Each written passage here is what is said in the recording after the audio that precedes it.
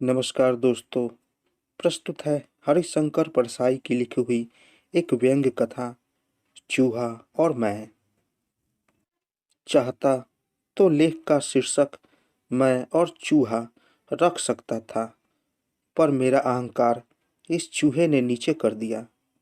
जो मैं नहीं कर सका वह मेरे घर का यह चूहा कर लेता है। जो इस देश का सामान्य आदमी नहीं कर पाता वह इस चूहे ने मेरे साथ करके बता दिया। इस घर में एक मोटा चूहा है। जब छोटे भाई की पत्नी थी तब घर में खाना बनाना था। इस बीच पारिवारिक दुर्घटनाओं, बहनोई की मृत्यु आदि के कारण हम लोग बाहर रहे। इस चूहे ने अपना अधिकार मान लिया था कि मुझे खाने को इसी घर में मिलेगा। ऐसे अधिकार आदमी भी कभी तक नहीं मान पाया, चूहे ने मान लिया। लगभग 45 दिन घर बंद रहा। मैं तब अकेला लौटा। घर खोला तो देखा कि चूहे ने काफी काकरी फर्श पर गिराकर फोड़ डाली है। वह खाने की तलाश में भरभराता होगा। क्राकरी और डिब्बे में खाना तलाशता होगा। उसे खाना नहीं मिलता होगा तो वह पड़ोस में कहीं कुछ खा लेता होगा और जीवित रहता होगा। पर घर उसने नहीं छोड़ा। उसने इसी घर को अपना घर मान लिया था। जब मैं घर में घुसा, बिजली जलाई तो मैंने देखा कि वह खुशी से चहकता हुआ यहाँ से वहाँ दौड़ रहा है। वह शायद समझ गया कि अब इस घर में खाना बनेगा, डिब्बे खुलेंगे और उसकी खुराक उसे मिलेगी। दिन भर वह आनंद से सारे घर में घूमता रहा। मैं देख रहा था। उसके उल्लास में मुझे अच्छा नहीं लगा। पर घर में खाना बनाना शुरू नहीं हुआ। मैं अकेला था। बहन के यहाँ जो पास में ही रहती है, दोपहर को भोजन कर लेता। रात को देर से आता हूँ तो बहन डब्बा भेज देती है। खाकर मैं डब्बा बंद करके रख देता। चूहाराम निराश हो रहे थे।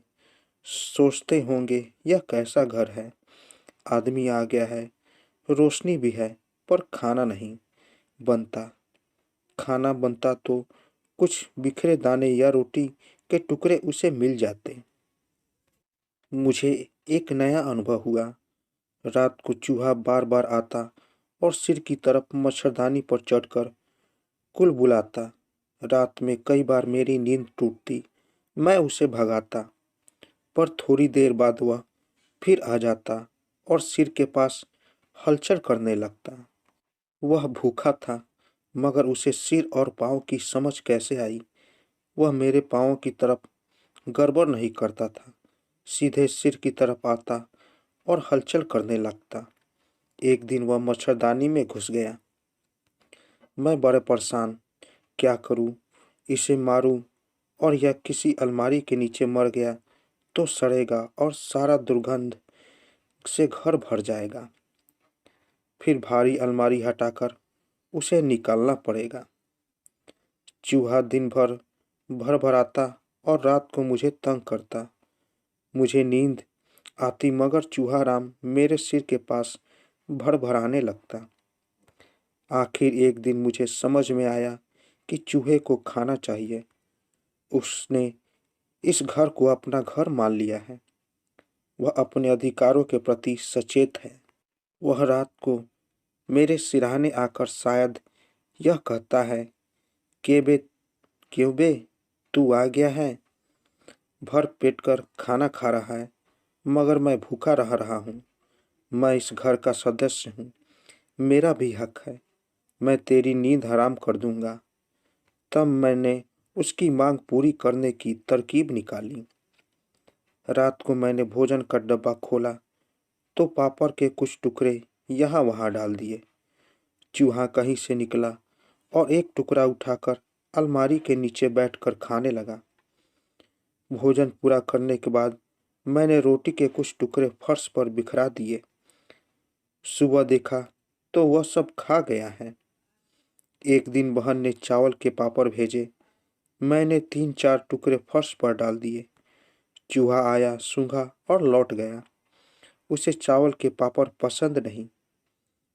मैं चूहे की पसंद से चमत्कृत हो रहा था। मैंने रोटी के कुछ टुकड़े डाल दिए। वह एक एक करके बाद एक टुकड़ा लेकर जाने लगा। अब यह रोजमर्रा का काम हो गया। मैं डब्बा खोला तो चूहा निकलकर देखने लगा। मैं एक दो टुकड़े डाल देता, वह उठाकर ले जाता, पर इतने से उसकी भूख शांत नहीं होती थी। मैं भोजन करके रोटी के टुकड़े फर्श पर डाल देता, वह रात को उन्हें खा लेता और सो जाता। इधर मैं भी चैन की नींद सोता।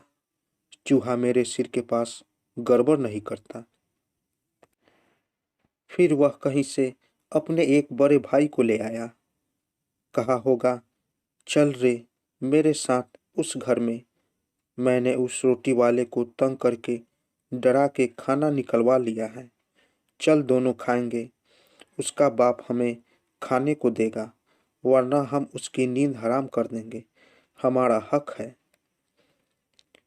अब दोनों चूहेराम मजे से में खा रहे हैं, मगर मैं सोचता हूँ, आदमी क्या चूहे से भी बदतर हो गया है। चूहा तो अपनी रोटी के हक के लिए मेरे सिर पर चढ़ जाता है, मेरी नींद हराम कर देता है। इस देश का आदमी कब चूहे की तरह आचरण करेगा। तो दोस्तों, कैसी लगी कहानी? अगर कहानी अच्छी लगी हो तो मेरे चैनल को ज़रूर सब्सक्राइब करें और साथ साथ बेल आइकन को भी ज़रूर दबाएं, ताकि मेरी कहानी सबसे पहले आप तक पहुंचे।